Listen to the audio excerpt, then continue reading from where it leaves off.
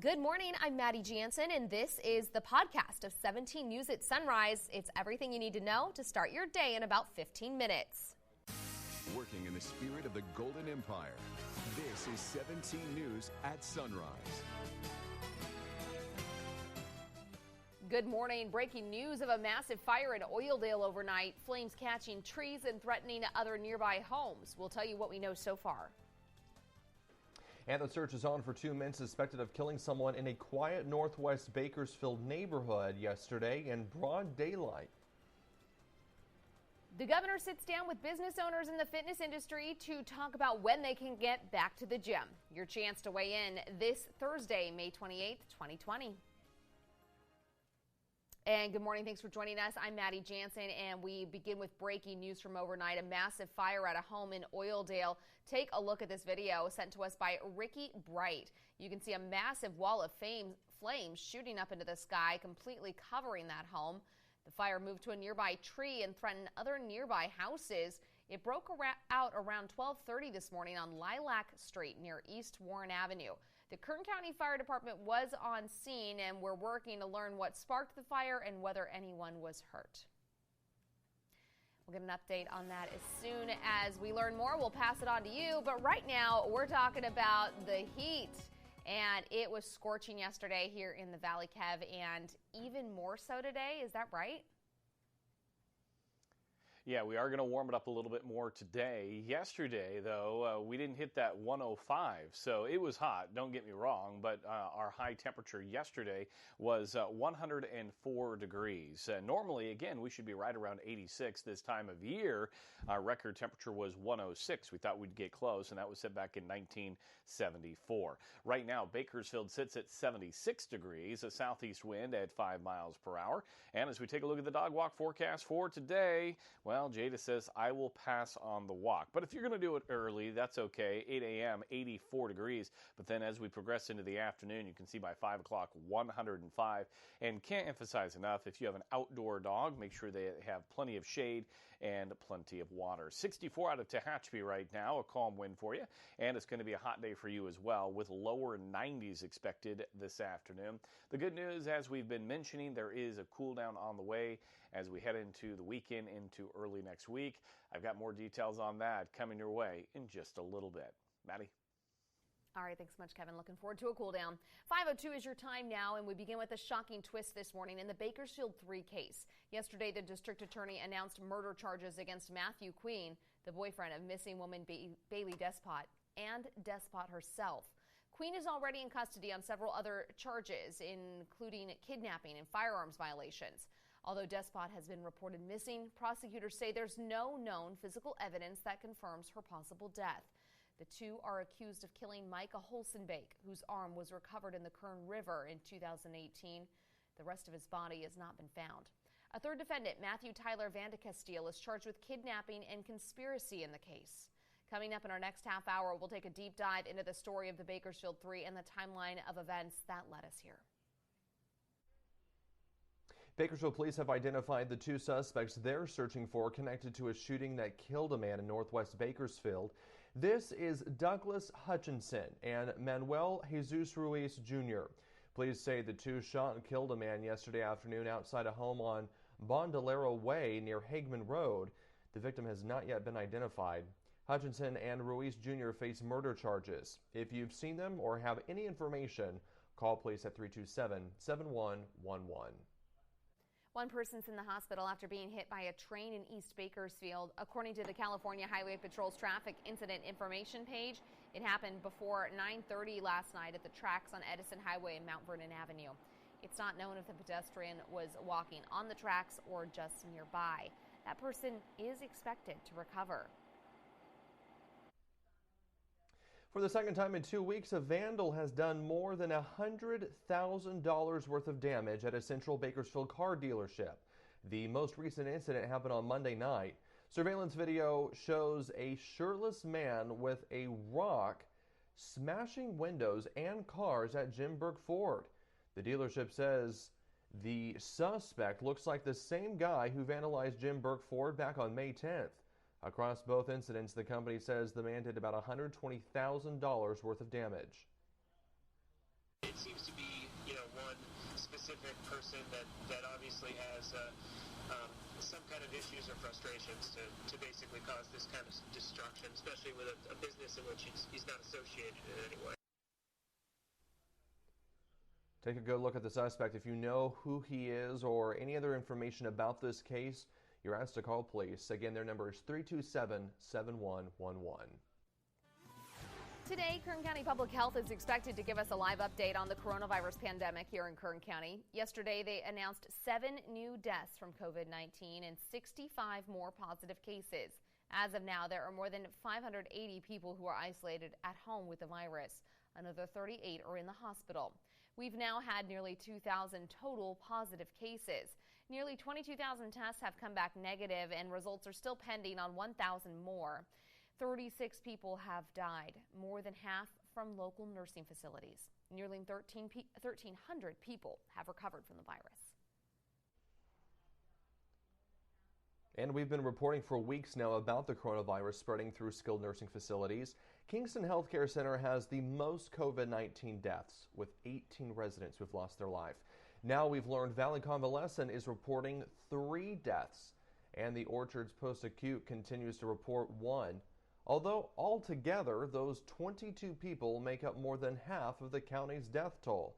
All of this comes as the U.S. marks more than 100,000 deaths nationwide. More Americans have now died from COVID-19 than those who have died in combat during the Vietnam and Korean Wars combined. 5:06 is your time now. The coronavirus crisis is spilling over into November's election. The issue at hand, should voters turn in their ballots by mail amid the COVID-19 outbreak? President Trump has argued on Twitter that a 100% vote by mail in California could lead to substantial voter fraud. Experts say there's little evidence to support that claim. Here in Kern County, the issue appears to fall down party lines. I always hear things about, oh yeah, they're going to have dead people vote and this and that.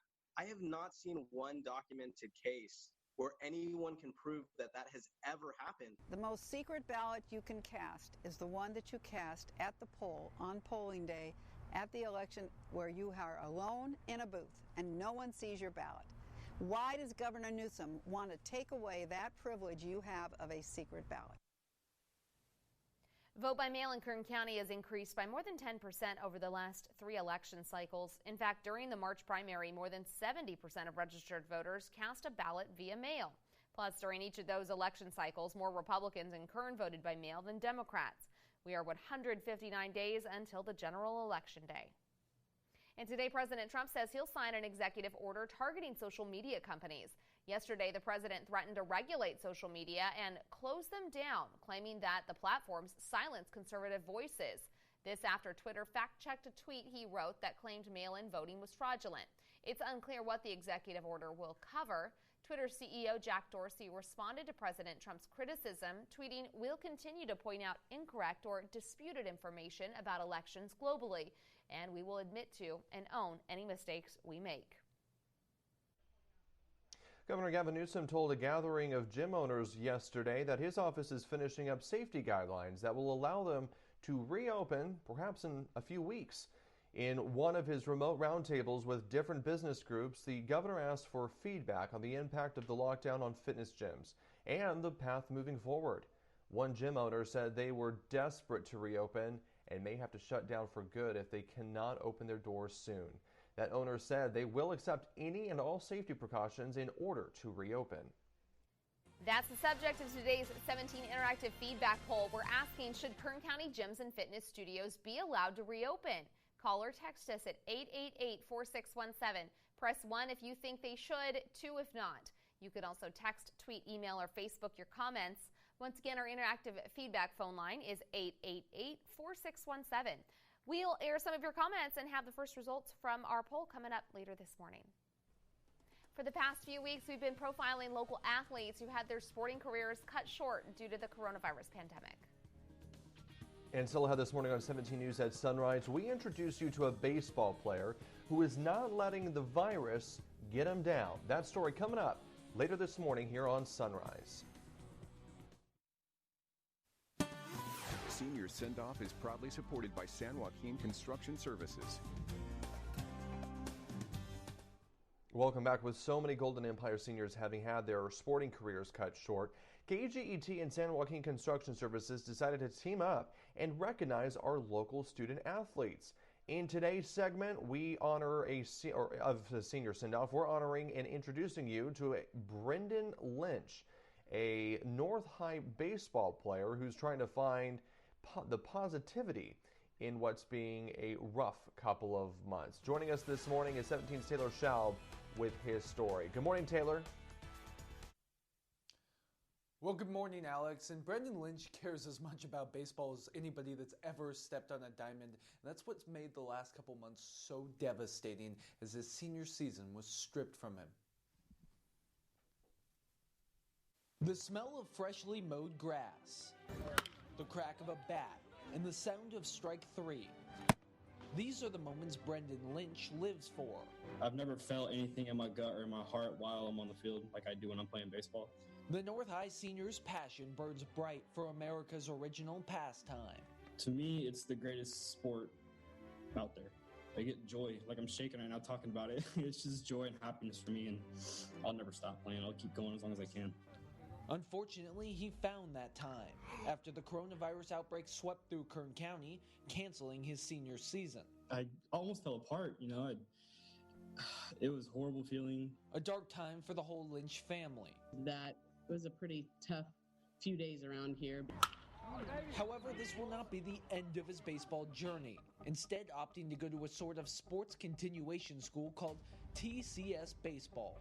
I really was happy with this decision because you don't lose a year of eligibility, so I can go from there next year and go play somewhere else for 4 more years. I won't lose a year. Bringing a smile to his mother's face. I'm so excited for him. His advice for other seniors? Simple, but powerful. Just keep fighting, keep going. If you got a dream, just because this happened doesn't mean it won't happen. Your dream won't happen. Keep pushing towards what you want. Keep going. There's no reason to stop because, the whole world stopped.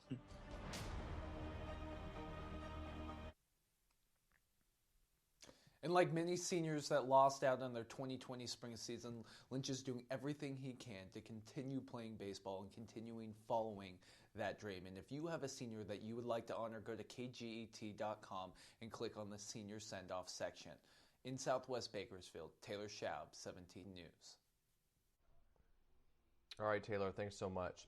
City Serve Kern County and Bakersfield Chrysler Jeep Fiat are teaming up to make sure no family goes hungry. Happening tomorrow, they're holding a food drive to help feed families who are struggling during these challenging times. Items still needed include rice, beans, boxed or canned foods, along with cash donations. The food will be distributed to City Serve affiliated churches that hand out groceries to vulnerable families. You can drop off items tomorrow from 11 a.m. until 3 p.m. at Bakersfield Chrysler Jeep Fiat at 3101 Cattle Drive. Independence Day is a little over a month away, and the city of Tehachapi is celebrating a little differently this year. But don't worry, you can still check out the fireworks.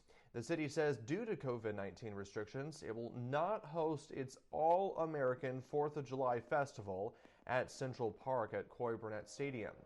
Instead, the city plans to host a fireworks spectacular with fireworks igniting from Tehachapi Municipal Airport.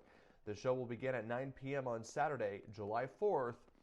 No crowds will be allowed, but organizers say you can watch the show from many areas in the Tehachapi Valley. Welcome back. The U.S. hits a grand milestone, 100,000 coronavirus deaths, as President Trump plans to crack down on social media later today. NBC's Tracy Potts has more from Washington. Alex, good morning. Good morning, everyone. President Trump is promising executive action on social media, and health experts are starting to question whether those coronavirus tests are accurate. 100,000 victims, a new milestone as new questions surface about coronavirus tests. Experts tell NBC they may be missing up to 1 in 5 cases. Having unreliable immunological tests out there is just throwing a real monkey wrench into our ability to get a handle on where it's safe to be and where it's not. Meantime, President Trump plans to sign an executive order today on social media after Twitter fact-checked his unsubstantiated tweet that mail voting leads to fraud. There's no evidence of that. President Trump accuses big tech of trying to censor before November's election. Twitter CEO said overnight that the president's tweets may mislead people into thinking they don't need to register. And while Twitter is not the arbiter of truth, they will continue fact-checking and own any mistakes they make. Also today, new jobless claims expected to raise the total to 41 million as the House of Representatives faces a Republican lawsuit for voting by proxy instead of coming back to Washington for the first time in more than 200 years. The Senate has been voting by proxy, it appears, for the last several months, and nobody's been complaining about that. It violates the Constitution. It's a dereliction of duty by its members. The House plans to vote remotely on a bill that changes the Foreign Intelligence Surveillance Act, which governs how the U.S. can spy on those suspected of terror. Not everyone plans to vote remotely. So far, 71 members have filed papers allowing someone else to enter their vote. I'm Tracy Potts, 17 News.